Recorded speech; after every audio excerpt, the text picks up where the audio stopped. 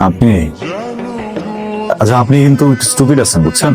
কিছু মনে করবেন না, আমি আসলে সকালবেলা কি করব বুঝে উঠতে পারছিলাম না। বুঝে উঠতে পারতেছিলাম না মানে?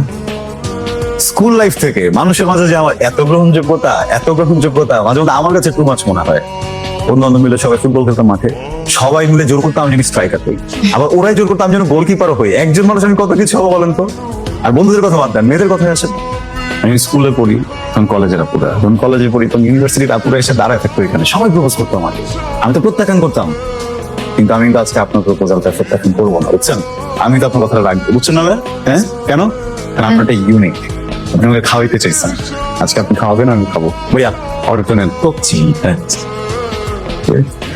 এই যে নাগা বার্গারটা আছে না, এইটা দিবেন একটা, আর হচ্ছে গিয়ে কফি দিবেন।